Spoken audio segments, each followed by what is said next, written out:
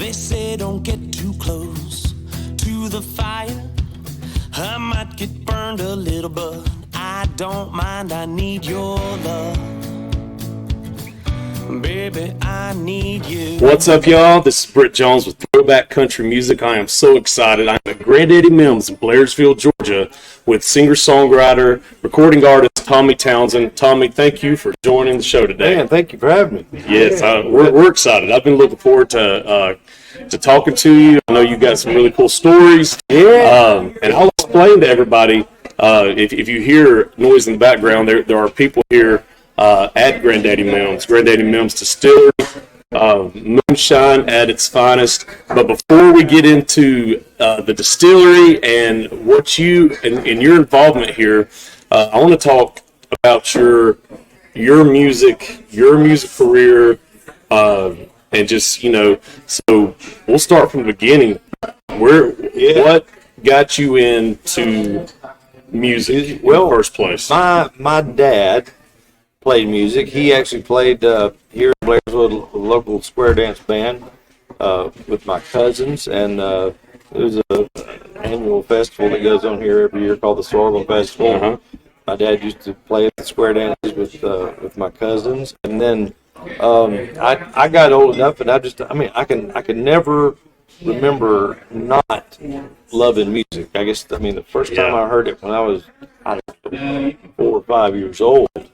I love music, and I started playing drums actually when I was 5 with my dad and my cousins at the Sorghum Festival. Oh, that's cool. And it was. I remember I was too short to reach the pedals on the kick drum and hi-hat, so they would just set me on a stool and set me a snare drum, and I would keep the beat, Oh, that's awesome. And but I've just, and that's, like I say, started drums was my first instrument, and then when I got older, my parents bought me a set of drums, and I had my own little band and stuff, but I've always just loved music. I've loved beats. I still to this day I'll go down the road, pat the steering wheel or whatever, and then I guess I was about 12, 13 years old when I got into sort of singing.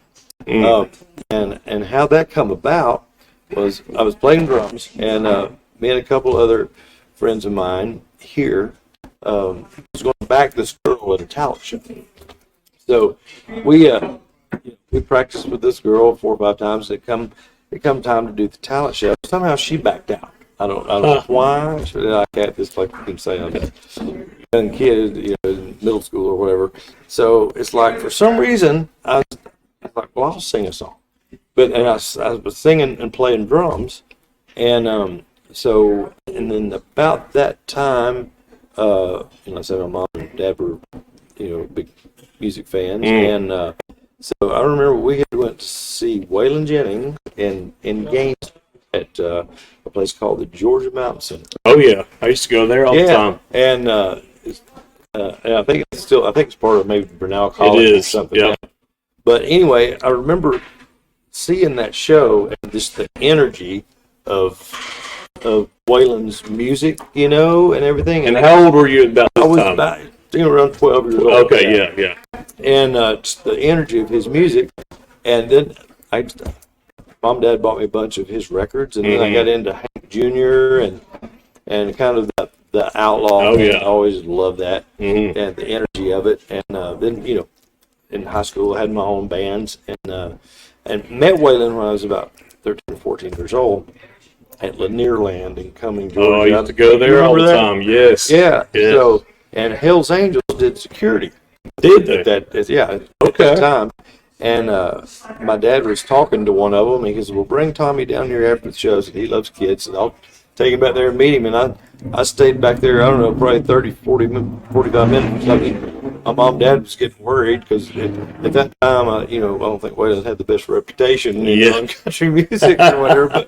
But I remember him being so nice to me, and sitting on the bus and talking with him. And so every time, I don't know, when they would come around the area, Chattanooga, Lanierland, Atlanta or something, we would go see them and gotten to know the band and the crew and all that. And so I was, this was probably I don't know, 17 years old. Yeah.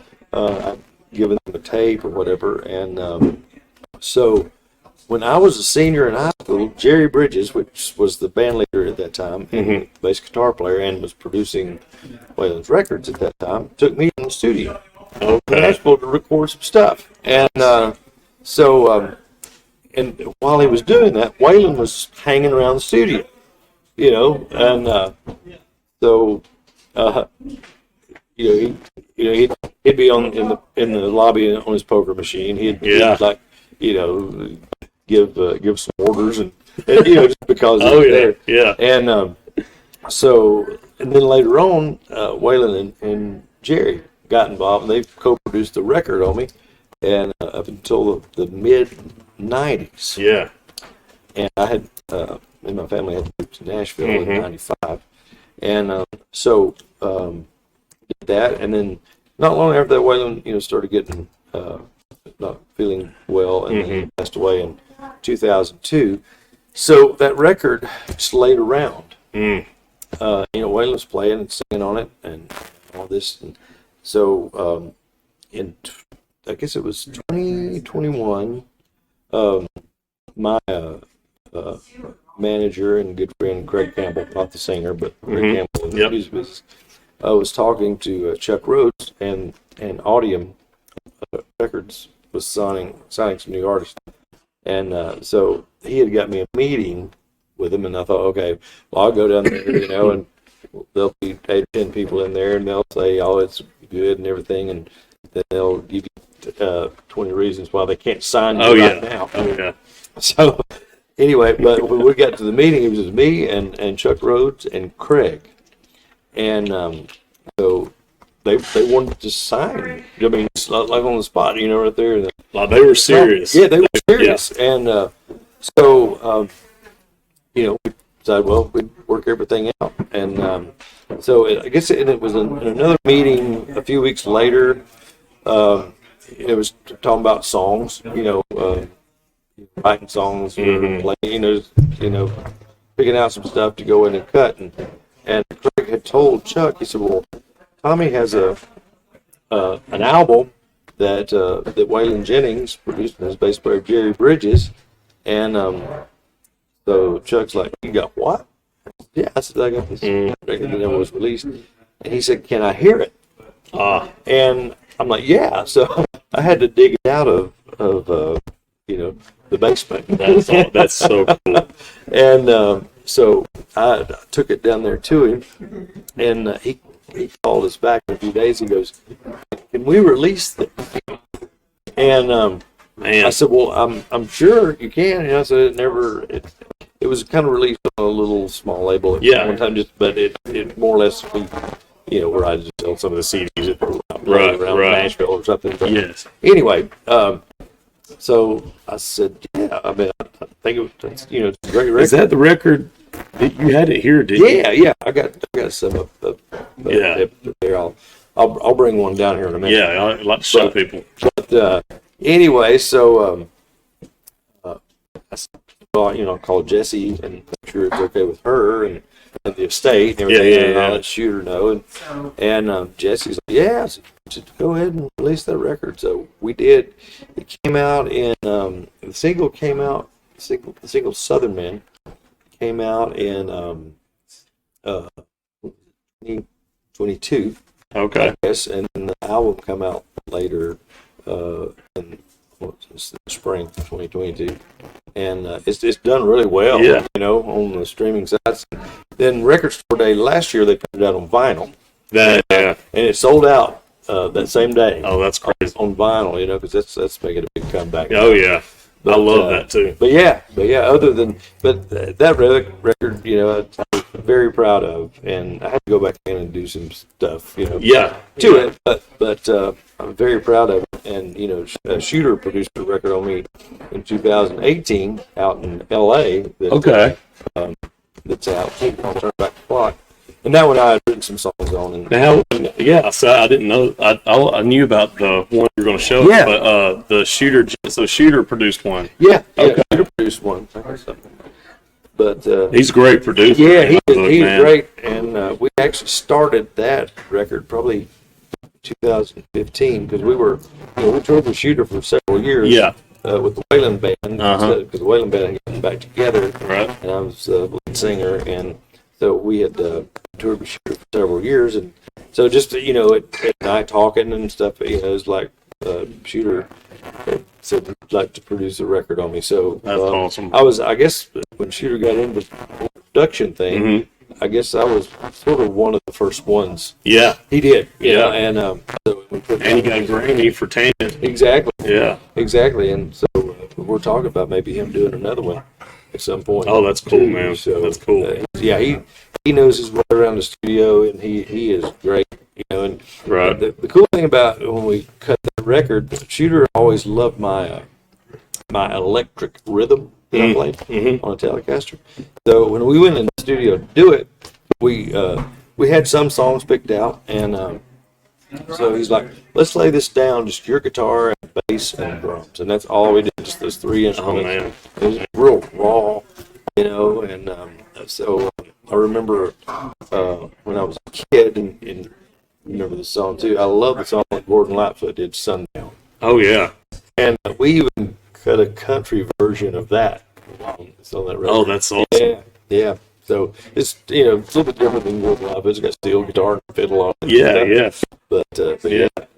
Oh yeah. So it's music business has been good, and I've written with publishing companies, had some cuts here and there and stuff. Yeah. So oh yeah. It's been fun. Yeah. Yeah. That's awesome, man. And so the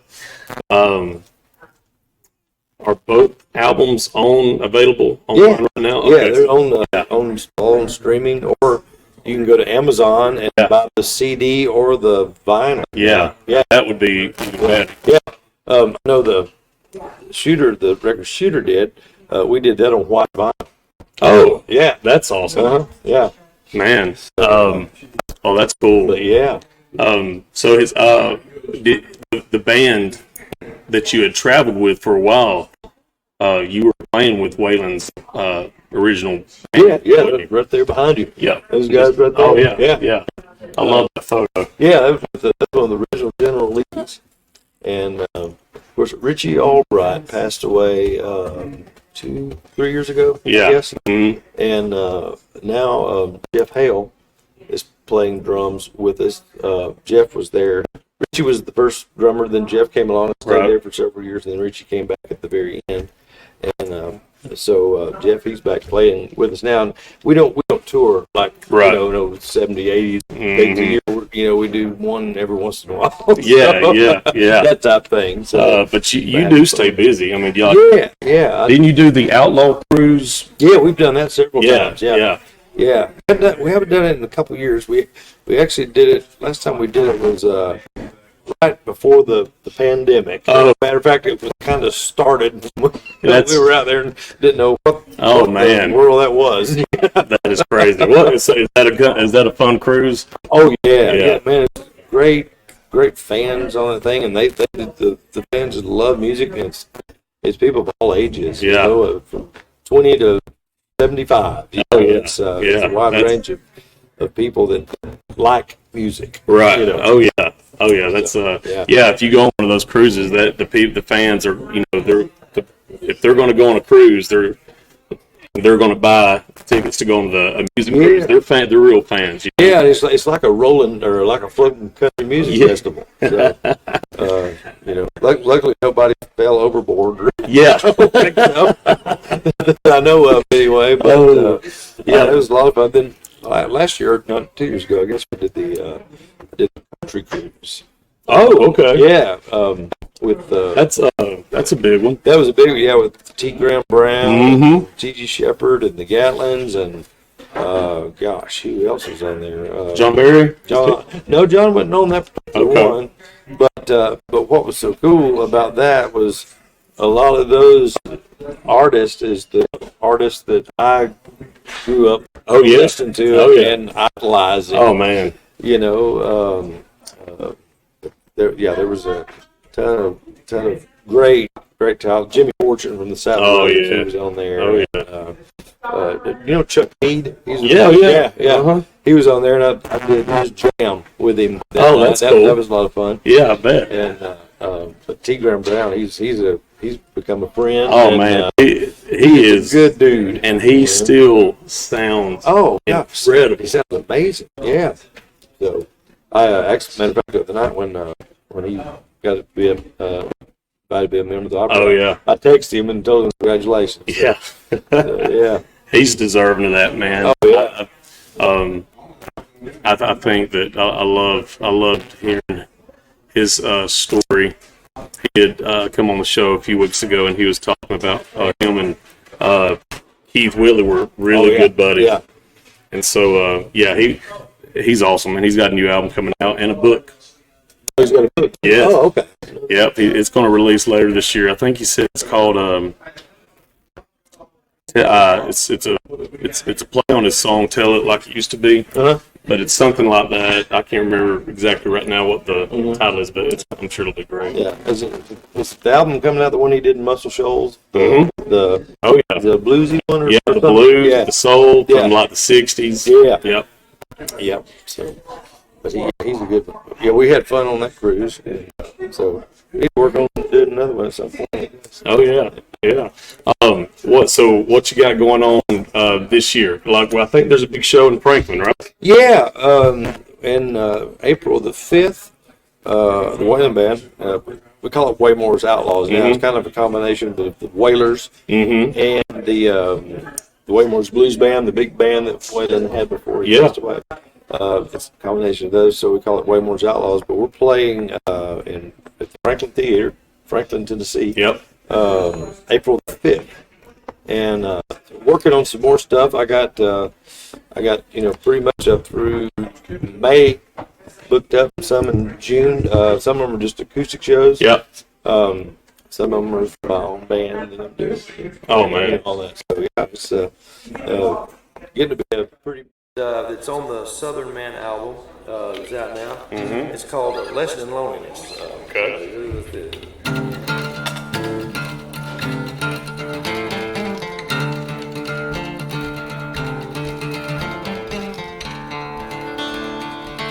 I didn't bring you roses, I didn't kiss you goodnight, I didn't say I love you, I didn't hold you tight, told me not to leave you, if I did you'd be gone, I thought you'd still be here. Never leave me alone.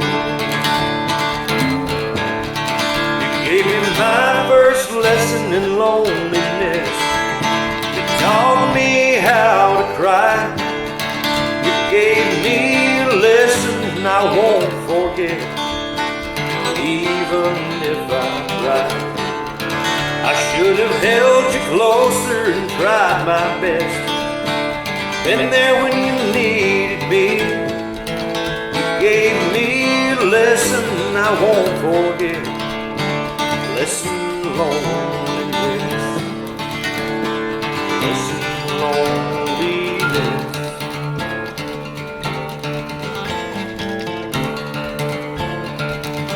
Now I know how lonely it feels. I was a fool for leaving you. Restless nights and more than I could take. These tears are for real. I can feel the pain inside. I feel cold and alone. Now I know how lonely it feels. I just can't go on. You gave me my first lesson in loneliness. You taught me how to cry. You gave me a lesson I won't forget, even if I tried. I should have held you closer and tried my best. Been there when you needed me. You gave me a lesson I won't forget. Lesson loneliness. Lesson loneliness.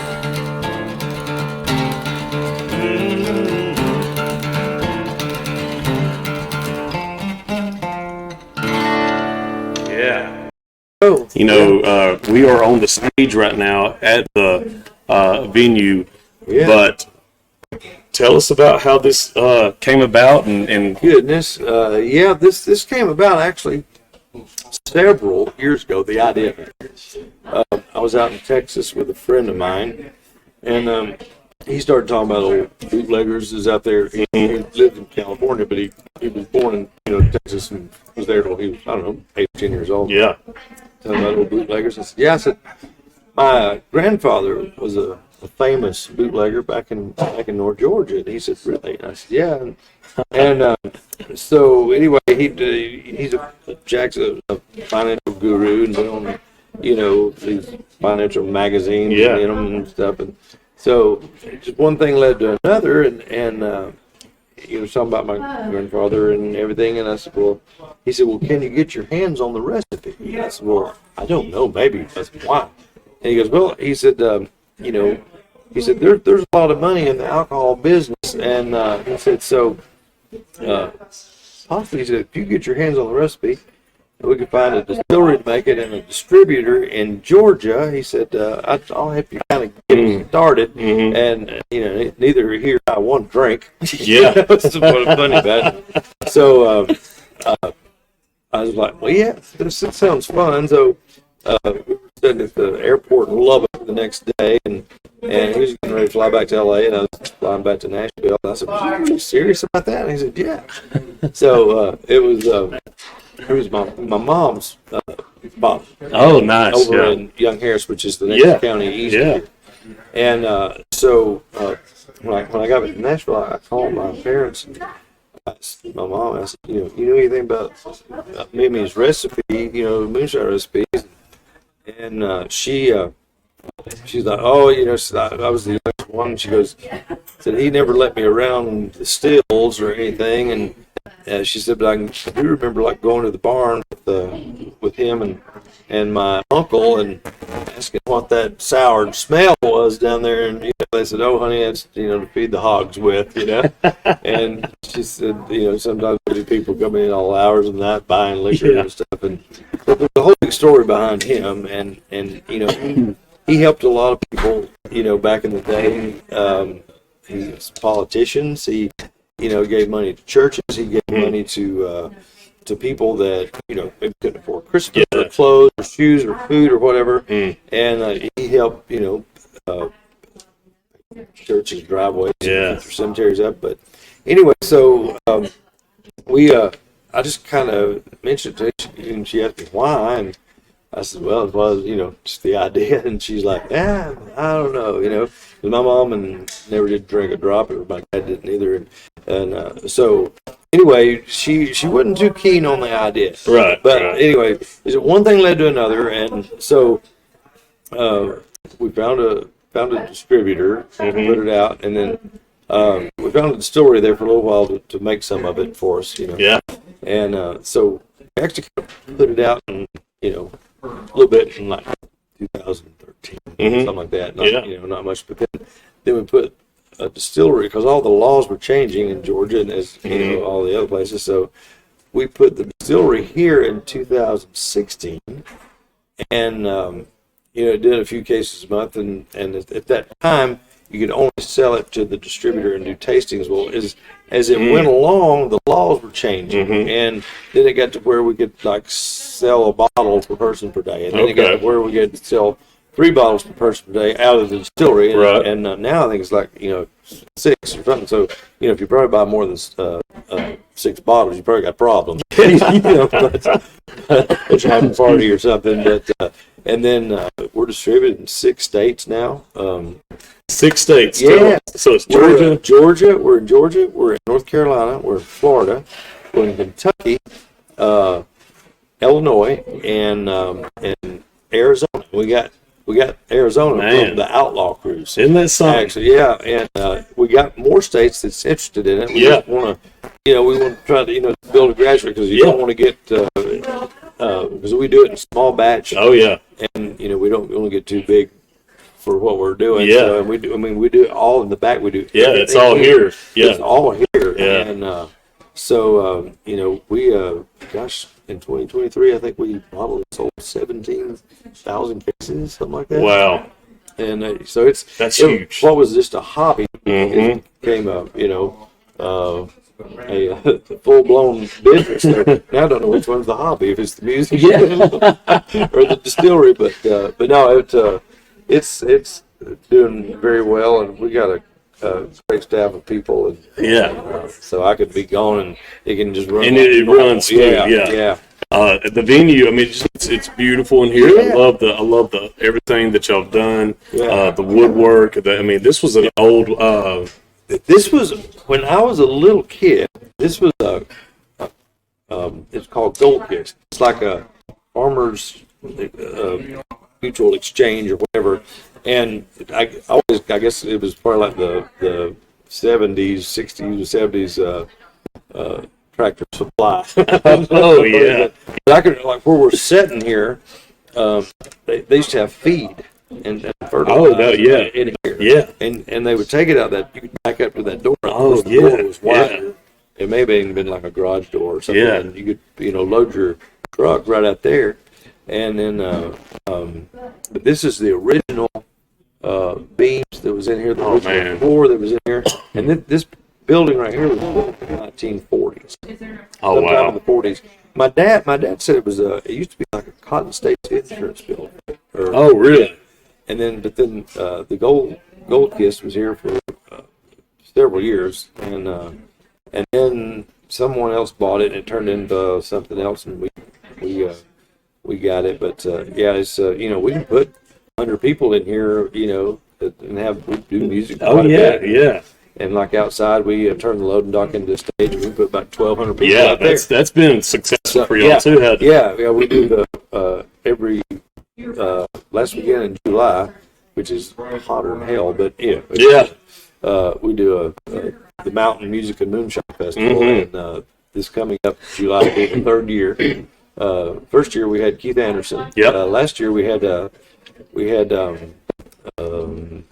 Eagles tribute band called Seven Bridges. You may know they were great. Oh, the thing about it come a tsunami through here. I remember that. And then they didn't get to play, but they had their shows had gotten rained out the previous 3 shows, and their tour manager's like, we can come inside and stuff and play and do an acoustic thing. So they came in here, and it took everybody about an hour to move everything around. Right. They had all the drinks and everything outside, and so they sit around this stage here and play for about an hour, and man, you couldn't even walk with many people.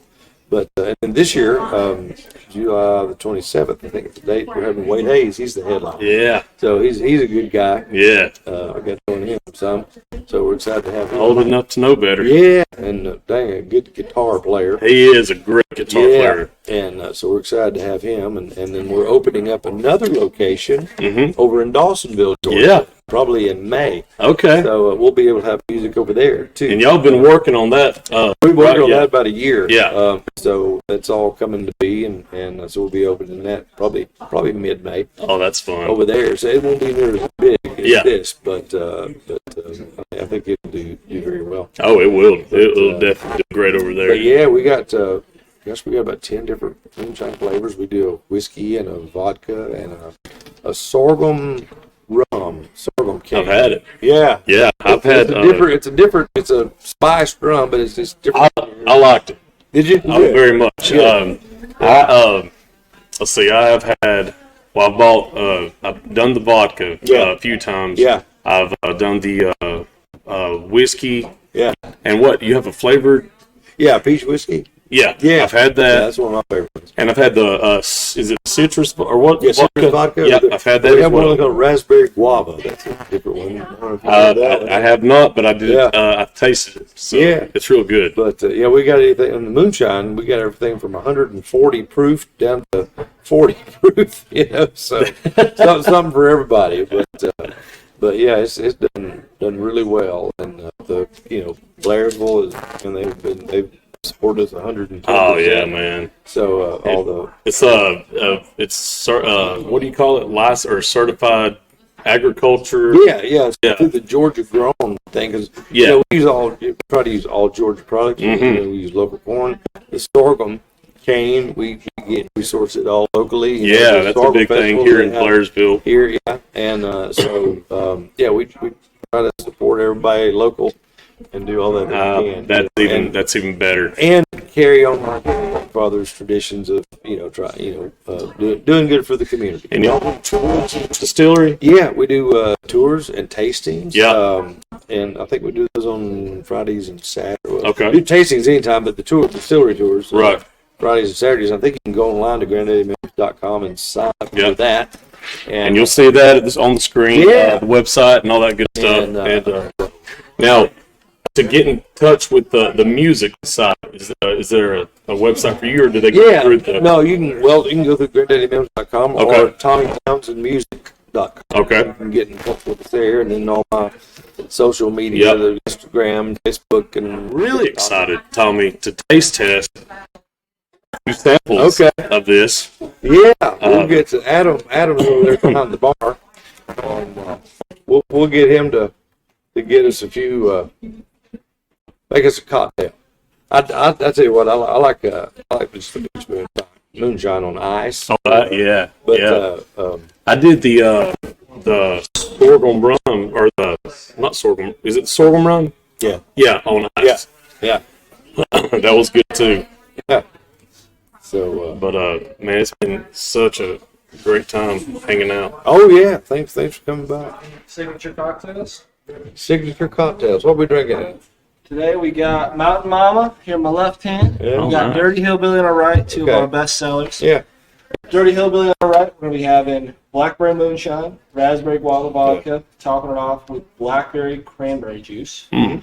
Mountain Mama, pretty simple. We're doing pineapple juice as well as our Wild Cherry Cobbler Moonshine on top of it. Do we want to do this as a taste test, or We're just bring you over a highlight of the tasting board as well? Yeah, that'd be awesome. Yeah, and maybe a couple jars. Just A couple jars? Yeah.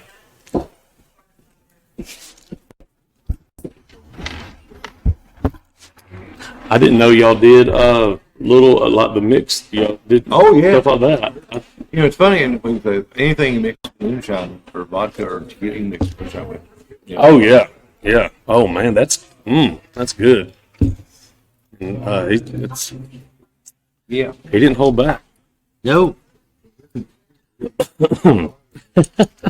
I love that.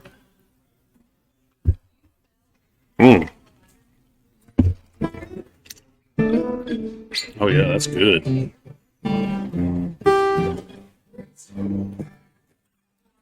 I bet these strings haven't been changed in a year. It still sounds good, doesn't it? To me, it does. I love that guitar. I'm in awe of it. I played the brand new Gibsons. Yeah. And they don't have this. I mean, it ain't nothing like this one. Dad said he bought this guitar for $50 in 1953. Wow. There's no telling what it was worth. Well, about 10 years ago, I took it up to Joe Glacier. You know Joe, or know of him. He does work on he works on Yeah, and so they refretted it, and some of the bracing was coming unglued, and then they put me a pickup in it, and Hunter, the guy that does all of his acoustic work, said it'll pure sale hurt the value of it, and I thought I never sell it. Right. It's going to always be in the family. Yeah. So he put me a pickup in it, and did all that. I didn't. Okay, there's a pickup in it. Yeah. Okay. Yeah. If I had. Do you play that out live? Do you take it? Okay. I didn't think. I figured you did. I mean, I might bring it down here. Right. Yeah. No, take it out. Okay. I didn't know there's a pickup in until you just said that. That's cool. Yeah. He said about 2 years ago. He said it's probably worth $7-8 grand. Goodness. But yeah, those trainers are old as they can be. Feel the grit on them. You're welcome, Black. Oh, let me touch this thing. Yeah. This is golly. We're going through a highlight of pretty much everything. Oh, got a little spillage going on. Normally these come with 8, but we went ahead and did 10 for Oh boy. because we just got so many highlights. But I also got it all mapped out here for you. Okay, yeah. So we're going to start out 1 through 3 is going to be all of our shines. That's our base for everything. We got 140, cool. 100, and our barrel age. Yeah. Pretty proud of that product. And then we're going to go through. We're going to hit our Peach 96. We're going to hit the Raspberry Guava, which is going to be in that dirty hillbilly you're enjoying right now.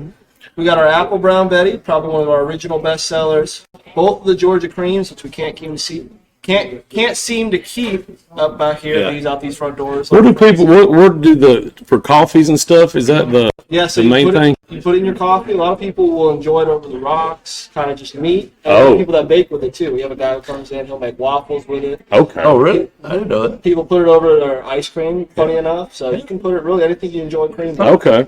Okay. That's cool. And then last two, wanted to make sure you got some dark spirits for you too. We got our peach whiskey, and we have our sorghum rum. Okay. Nice.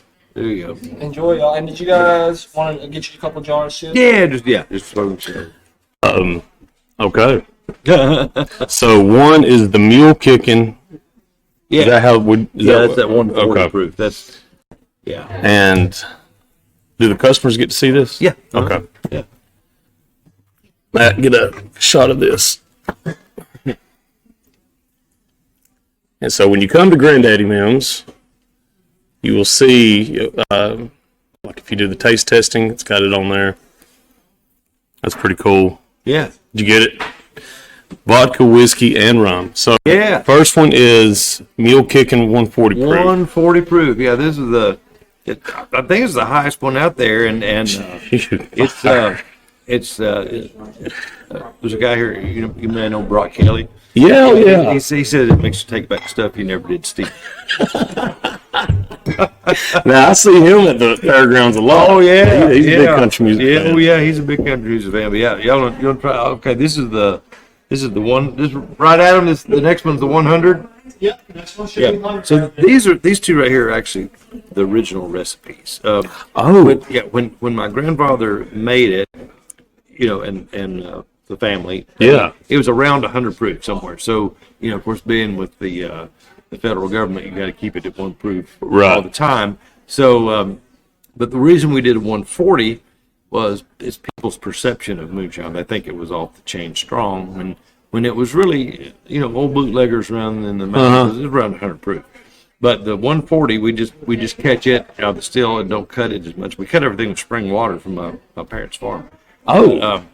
It's another. See, that's even cooler. Did you get all that, Matt? Yeah, down there. So we haul the water in and cut it with it, and but yeah, this is the 140 proof. That's the original recipe as well, and this is 100 proof. But yeah. Or did you want this one? No, you go right Okay. ahead. Cheers. Cheers.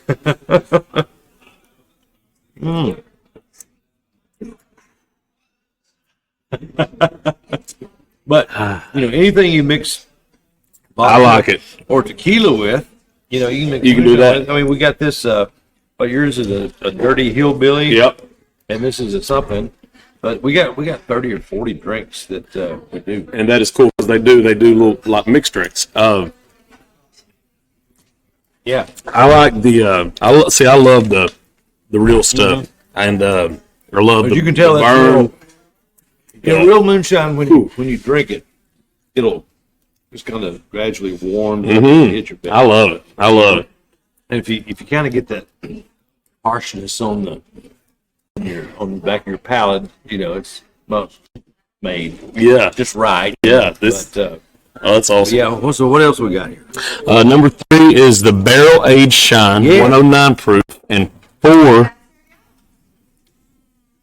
Or is it 5? Oh no, it's 4. Yeah. Okay, and then that one is Raspberry Guava, right? Yeah. I've had that one. So you want that one? Yeah. Well, I'll tell you what. Take some of that barrel aged, because this is the story with the barrel aged Yeah. moonshine. When my grandfather and stuff, when they had extra liquor, they'd put it in some oak barrels and age it for a while. And they instead of wow. charred, they called it chartered for some reason. That's what my cousin told me that they would call it.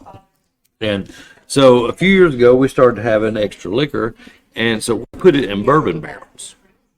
Used bourbon barrels, and in the middle room there is a barrel room. We got how many? 84 barrels in there now. 80. And so we've released a few.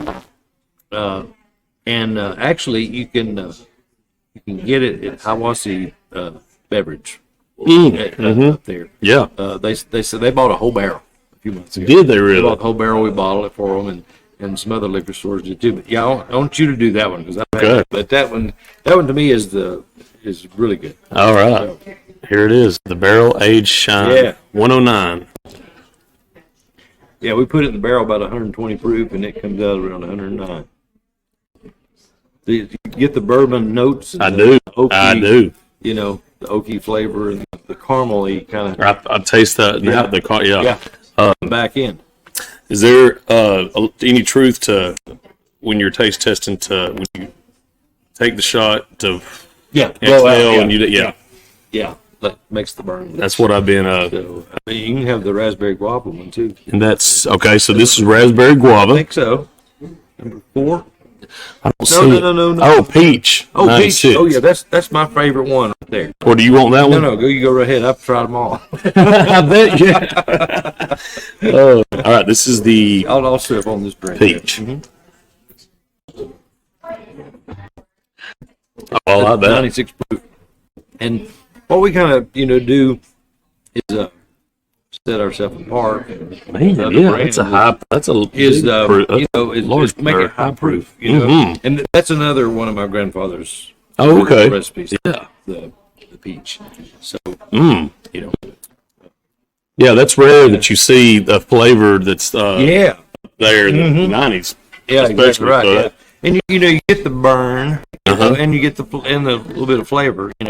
Back when old timers made moonshine, of course they didn't really make it for taste, but they get peaches or apples or whatever, and you didn't get a big peach flavor or a fruit flavor. You Right. kind of got it on the back end a little bit, but you didn't just wouldn't overwhelm. Right. Yeah. So that's what we did.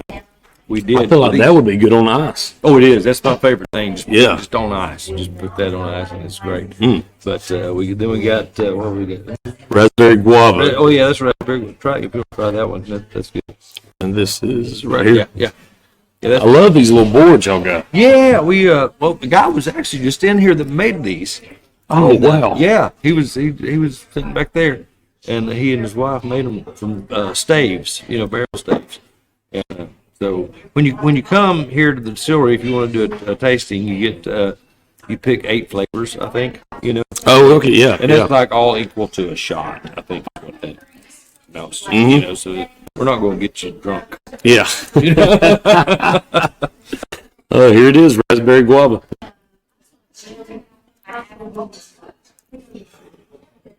Oh, I like that. Yeah, I love raspberry. that's a different flavor too. That's the vodka. Yeah, that's Yeah. the vodka that we do, and we did that for our Florida distributor. They want us to come up with something different, and Oh, okay. and now in Florida, we're in every Walmart store that sells liquor. See, that's incredible. It's 100, I think it's 150, 160 stores, Walmart stores that have liquor stores. Oh, man. We're That's every one of those from Miami to the Georgia line. Now that's actually really cool because our we have a lot of listeners out of Florida. Oh yeah, I Good get deal. we get our stats each month, and it shows the top 20 states, and Florida's always consistent in the top 5. So, good. Oh yeah, Good. That's cool. And then number 6, we got the Apple brown Yeah.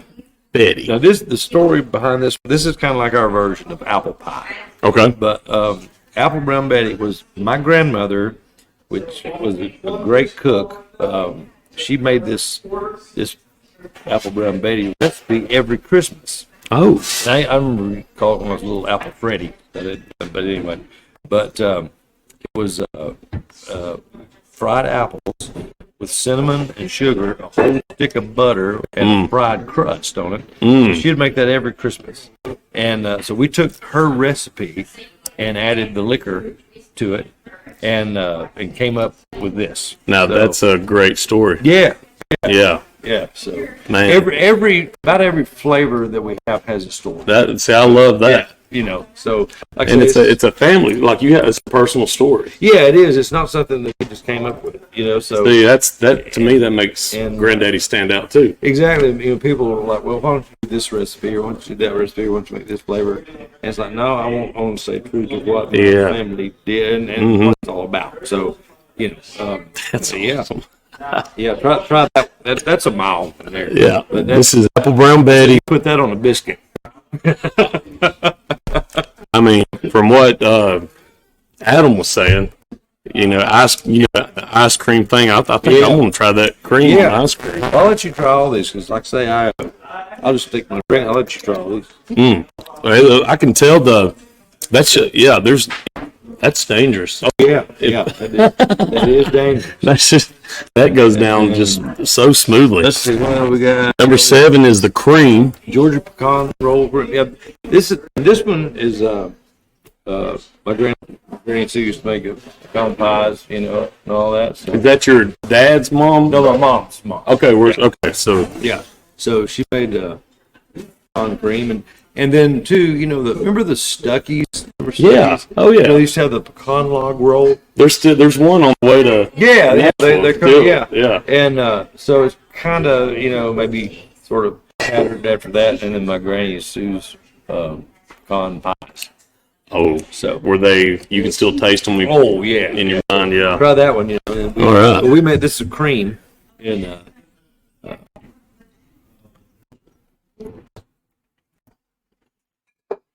Oh man, that's it's pretty good. Isn't it? yeah. Yeah. That's and Adam, who works here, Yeah, was he's talking about the like coffee. Yeah. See, I've done tastings for years, but I've never bought the cream because I've just always been like, I just want the moonshine, Yeah.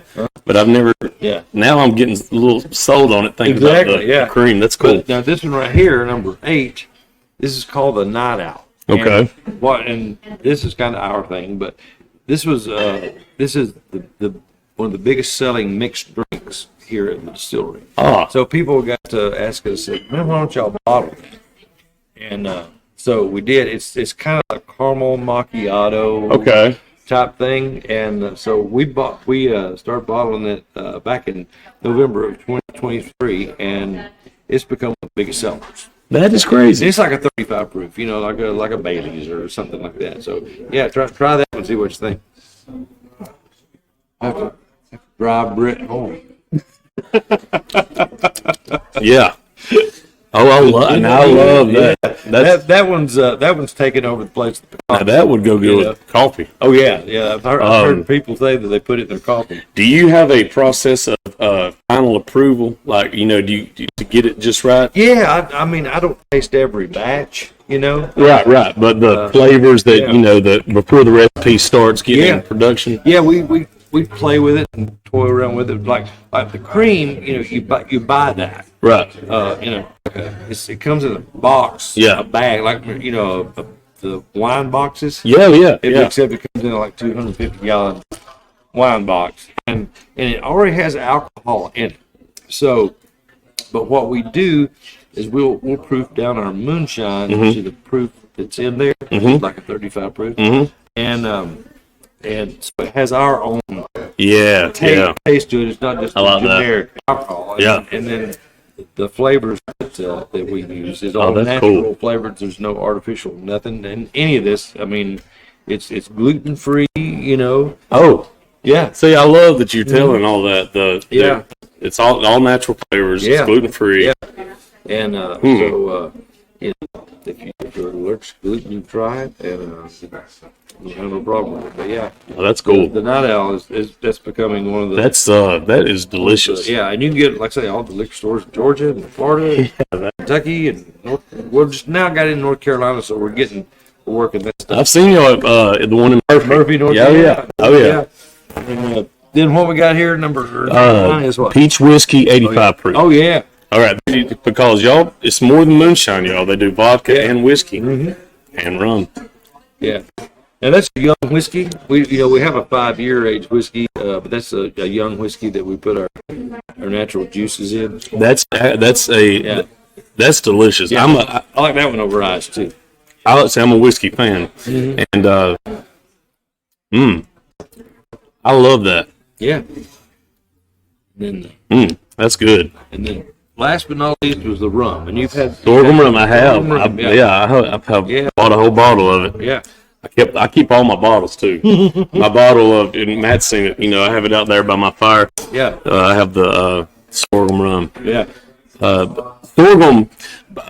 While I'm doing this, why is Blairsville? It's known for the sorghum festival and sorghum. Yeah. It's a huge thing. Some people might be like, "What is sorghum?" Yeah. It's like sugar cane. Yeah. Except that, of course, the climate here is not warm enough for sugar cane to Right. grow. So it's sorghum cane. Sorghum is like, I guess it's like, northern Georgia, North Carolina, Yeah. Tennessee, Kentucky, Yeah. on up to in the South. Yeah. But yeah, it's a little bit different. The cane's it's a different taste than sugar cane, Uh-huh. And what they do is they grind it up and they do sorghum milk around here, and it turns it into like a molasses You're right. Yeah. thing. And so we take the sorghum, the molasses, and ferment it. And the rum is different. It's not a mash. It's called a wash. Okay. So what we do is we take the sorghum and the spring water and these enzymes and nutrients and everything and make a wash out of it and distill it. So That's awesome. and it really, and what's so funny with when you distill that, it really comes out high proof. I mean, like 180, 190, like when it's Wow. running out, and it'll hold the proof for a long time Oh, before it drops off. yeah. Yeah. So it's clear, but And this is the sorghum rum is 92 proof. yeah, it's 92 proof. So we're proud of our high proof. Like, I am too, because we talk about that when we go looking at Yeah. expensive whiskeys and stuff, and we're that's there. I'm seeing it with my own eyes. Yeah. Y'all are y'all are ahead of the game. Yeah. with that. And that's awesome. like I say, when everybody's turning right, we try to turn left. And so, Oh, I love that. yeah, I it's did got a that. distinctive It does. flavor to it, and the story Yeah. behind that is during the war, World War II. My grandfather would go to Hughes's sorghum mill in Young Harris when you couldn't get sugar, because sugar was rationed Oh, at that time. So, the story is that a lot of people that had the sugar stamps were selling the sugar stamps to bootleggers so they could get the sugar to make the mash, and they were getting caught. Well, my grandfather went to Hughes's sorghum mill and decided, well, I'll fly under the radar and I'll just get sorghum syrup to sweeten the mash. And so he would make moonshine out of sorghum, syrup. But we took it a step further and just made a rum. There's a story behind that. now too. that's cool. Yeah. That's cool that he. It's almost like he was a pioneer in that. Oh, yeah. That Yeah. kind of. And I'm sure in other areas of the country Yeah. that they did that too, But yeah, he was, That's awesome. yeah. Man, Tommy, this I have so enjoyed getting to know the story Yeah. behind the distillery and behind you.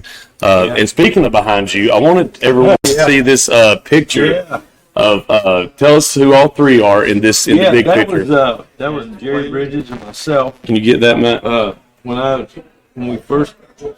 I was about 21 years old there when they first started working with me. So Oh man, that was then, I can imagine what the legend is saying. I can actually remember what the story was with that. Is we were cutting a song. It's called "How High the Tree Will Grow," and so it's kind of. I remember I was trying to do the vocal on it, and I wasn't getting it like I should. Yeah. And so Waylon was telling me how to approach it, the song. And that's the lyric sheet right there that Jerry's holding. And so that was what. That sent chills over me. Yeah. I am. Yeah. But he was telling me how to approach the song to sing it. That's wow. That sends chills over me. Tommy, I am a country music nerd. Well, me too. Yeah. And I just to see that expression on his face and you saying what he was telling you, Golly. Yeah. Did you ever? I mean, I'm sure you did. But it was I know back then everything's moving so fast. But did you ever just lay in bed not thinking, damn? You know what was so funny is I did. This is not the first time I had met him here. Oh wow! I hadn't even seen that one. Yeah, that one. And, Check that one out, Matt. So, you know, I'd known him and the band and Jigger and everybody for a few years, you know, before we started recording. So when going in the studio, to me, I wasn't nervous or anything because I had been around him a lot. And so, you know, I was just taking it all in. I tell you when I realized that, that you know, what it was my daughter, Megan, she runs the Distillery. Oh, yeah, man. And, is she here? She knows she's not. She just left a few minutes ago. Oh, man. And so her and Miley Cyrus grew up together. We lived out there. Oh, yeah. And so we were at a school function one night. Me and Billy Ray were sitting up on the bleachers in the gym, just talking and stuff. And is this Franklin area? Yeah. Townsend Station. Yeah. And so we're sitting up there, and it was like a little dance or something. And Billy Ray and I were just sitting there talking because he and I had been friends for a long time. And he goes, "Man, that must have been," because this was just like right after Waylon passed. And he said, "Man, that must have been really cool to get to know Waylon and do it like you did." He loved Waylon. Oh, he did. Yeah, he was always a big fan. Mm-hmm. And I don't know if you remember Carl P. Mayfield on they had Waylon Wednesdays on there, and Waylon would go on there and rant and rave about things, you know. Oh, yeah. What it was just a one-time thing that Waylon was going to be on there. Carl P. Was that a radio show? Yeah. And it was Waylon Wednesdays, so they started having to come on every Wednesday. He would just come. He knew to come on. Bitch and moan, and That's hilarious. Anyway, so him and Billy Ray got to be friends and stuff, and you know. So actually, when Billy Ray and I were talking that night after he had passed away, it's like that kind of when it hit me. It's like, wow, man. I mean, you know, Wayne was as big as it got, you know. And so, and you know, he had all this, you know, persona of everybody thought, oh, is he just this mean guy? Yeah. And that wasn't him at all. You know, he's just a nice guy you'd ever be around. That's special, Tommy. I mean, it really is. Yeah.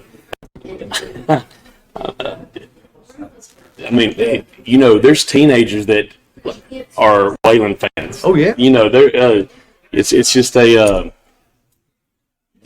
the Outlaws. Yeah. You know, but they, I mean, there's young people that listen to Waylon. Oh yeah, it's funny, you know, like say when we were, you know, playing with Shooter all the time. There was kids from, you know, 20 years old up to the 75. You know, 80 years old that come to shows that wide range of, you know, the older people knew him. Their kids and grandkids grew up. Yeah. You know, listening to him. So it's a cool thing. It is cool. And then right back over there behind you, that one picture up there, that's actually that's actually Willie Nelson's 4th of July picnic. And you went to that? Yeah, get that, man. That's when I met Jerry Bridges. Oh, that day? That day, yeah. And then the one next to it over here, which is the other way. That one either way. Yeah, that one over there. That's actually probably the last show that we played before the pandemic, and that's in Mesa, Arizona, and that's part of the Phoenix Hills Angels Chapel that came to see us. Oh wow! Yeah, and is that when kind of this was that part of the Arizona being a part of Granddaddy's? No, that was actually before that. Actually. Oh, okay. Yeah, well, nope. That's probably no. I'm sorry. That's about around that time. Wow. Oh man, this is the record. That's the record. You can help. Oh, look at that. And it's vinyl, man. That's Waylon Jennings introduction. I have a record player. I collect records. Yeah. My wife got me a record player a few years ago, and it's one of them little console record players. Yeah. The big old knobs, and I said, yeah, that was the biggest thing going around in the 70s, you know. And it sounds good. But actually, this album cover, the label actually was looking at our distillery, and they said, man, can we come down there and shoot your album cover? Oh, for real? Yeah. So that is actually sitting right here. Oh, it is? Yeah. I see it. Yeah. On the right here. Oh. Yeah. You know, and just looking on at the coffee table right here. looking at the tattoo. Yeah. I wonder what Waylon would think, knowing that so many people have went for that symbol. Oh, I know. I mean, that's cool to me. Oh yeah, and they Jigger told me, or somebody told me that at one time his logo was bigger than the RCA Victor. Oh, logo. wow. And it's still, I mean, so somebody saw that here. I don't know, it's been a year or so ago. Said, so you got the Wonder Woman tattoo? I said, no. But it's funny. We played City Winery. I guess it was back in Nashville. Right? Oh yeah, that's a cool venue, man. And so we all went and got tattooed, Flying W tattoos. So that was pretty cool. That's the symbol, man. Yeah. And the hats. It's just crazy because I still see that on so many people. Oh yeah. It didn't hurt a bit. I love it, man. But yeah, that was made here, and then on the back is that was made in our barrel room, which is in the middle room back here. Oh, man, look at that guitar! Yeah, golly, yeah, that's one of the guitars. And Terry Langford made those guitars. Well, the one that Waylon played there, in probably the 70s and part of the 80s. Yeah.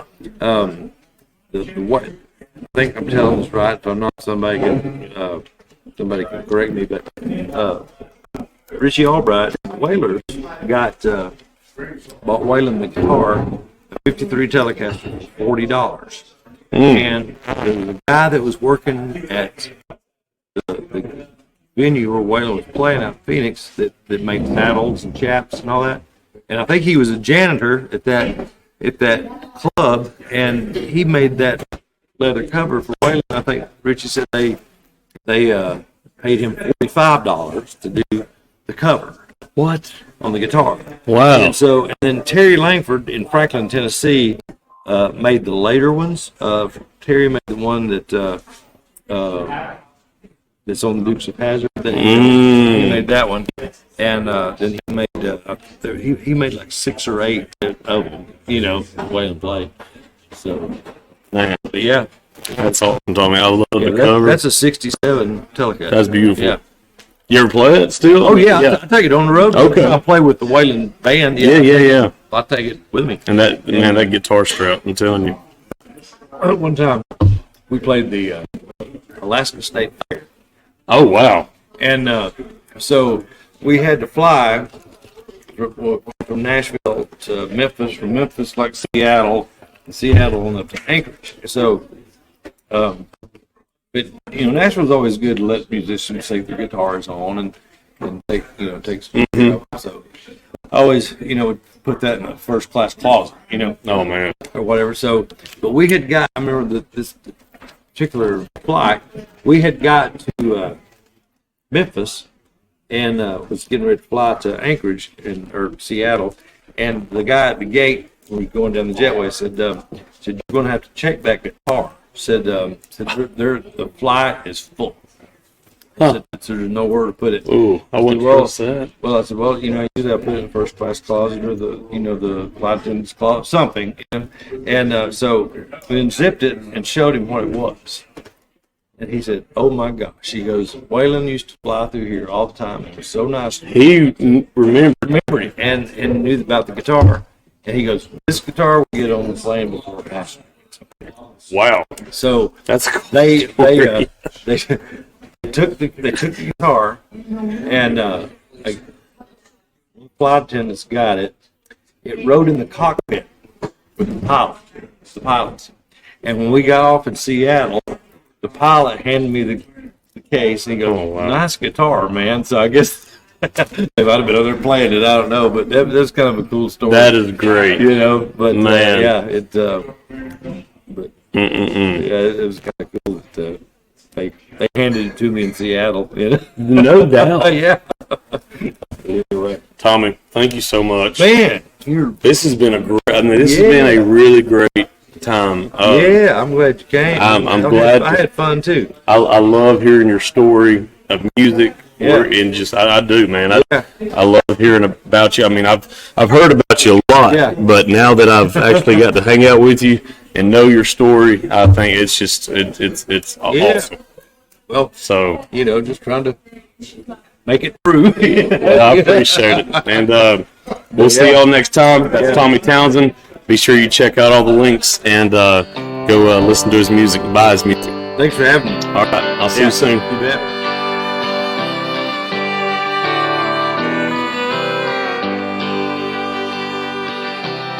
It really breaks my heart to see a dear old friend go down in that worn out place again. Do you know the sound of a closing door?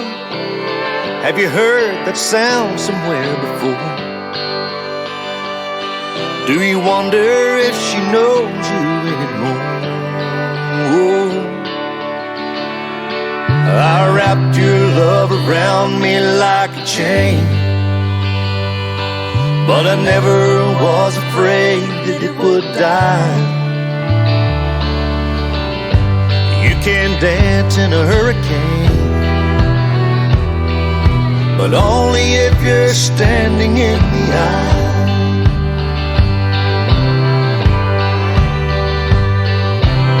Where did you learn to walk? Where did you learn to run away from everything you love? Did you think the bottle would ever ease your pain? Did you think that love's a foolish game? Did you find someone else to take the blame? I wrapped your love around me like a chain, but I never was afraid that it would die. Yeah. You can dance in a hurricane, but only if you're standing in the eye. You can dance in a hurricane, but only if you're standing in the eye.